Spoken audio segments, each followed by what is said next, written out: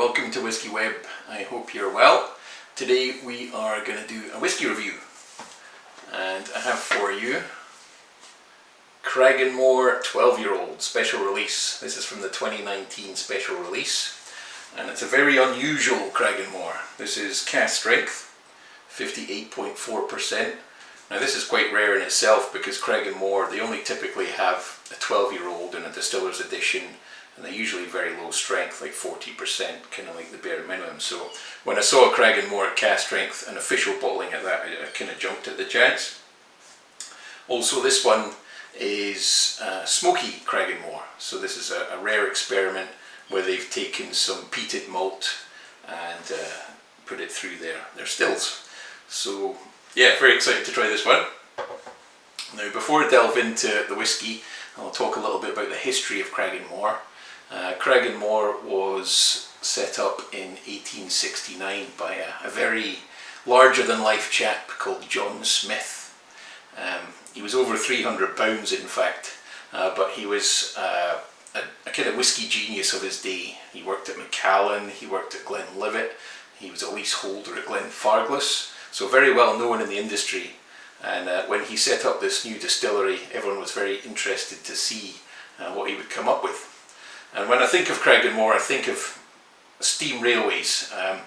In Aviemore we have a little bit left of the Strathbay steam railway. It goes from Aviemore to Botegarten. So you get these steam trains that go through the village every day. And he chose the site specifically because it was on the Strathbay railway. He could get in coal, he could get in barley through the trains, which was a lot more efficient than other means at the time. And when he sent whisky out, he could send it via trains as well. So the first ever whisky special, a train in 1887, had 300 casks of Cragganmore on it. So that would have been a train worth robbing for sure.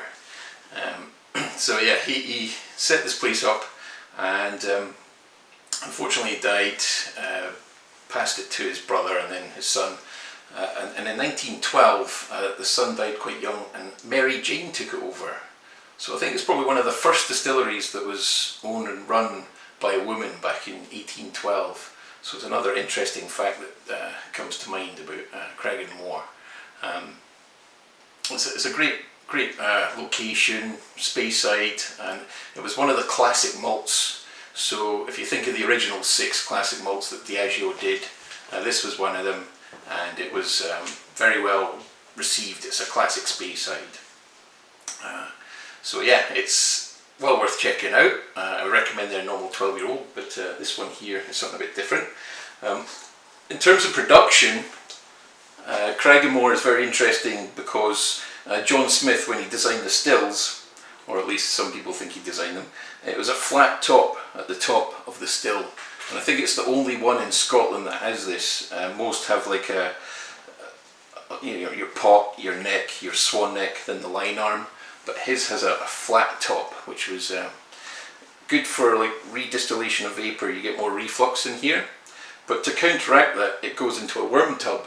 And you've got these big square worm tubs at Cragganmore, and they tend to lead to a heavier spirit.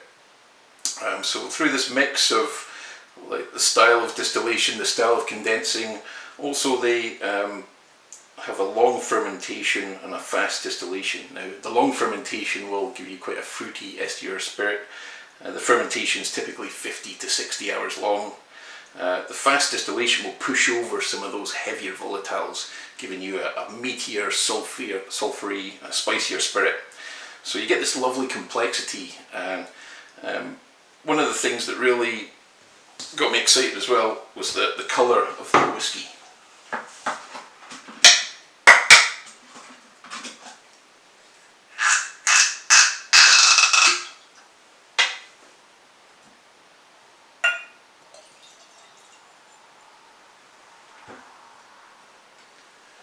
And the reason it's exciting is because it's light. And as a distiller, I get very excited when I see lighter whiskies because it means I'm going to experience more of the distillery character. And with this one, they've let the distillery character really shine through.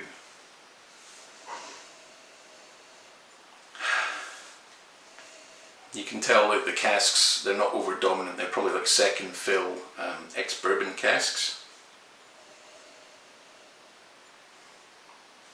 and it's this lovely nose of kind of vanilla ice cream or custard with apple pie and a lot of smoke on top. Apparently the smoke level's medium, which is typically about 20 to 30 parts per million.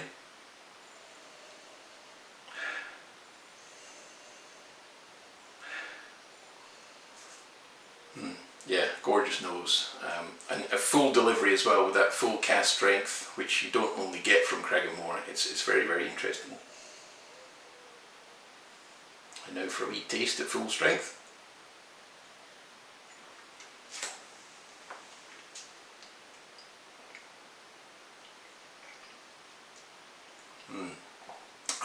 Yeah, this is the Flying Scotsman of Speyside malts.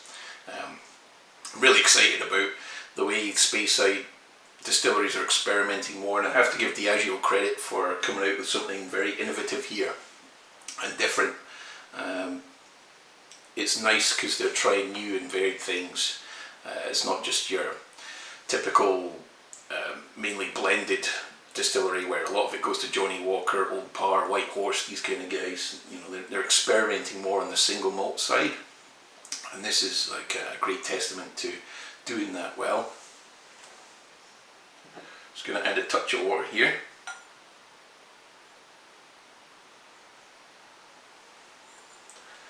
When I add water to whiskey, go slow. It's easy to add, but it's very hard to take away. You learn that quickly as a distiller. When I'm nosing a glass, I tend to try like 3 different points as well, like especially a smoky whiskey like this one. If you nose down the bottom of the glass here, you tend to get more of those heavier notes, so you get more of the phenolics, more of the smoke. At the top you're going to get your lighter flavours, more of the honey, the heather, and I really notice a difference in this one between the top and the bottom of the glass. If you want a good mix, just get your nose right in the middle there. Gorgeous. Yeah, so a classic malt, but a new direction. If you ever see this in the shops, check it out. It's probably around $150 in the UK, maybe £100 or so. But I highly recommend trying this one. It's exciting, it's different, but also, you know, you get that distillery character, which I love so much. Like, the closer to new make sometimes, for me, the more interesting it is.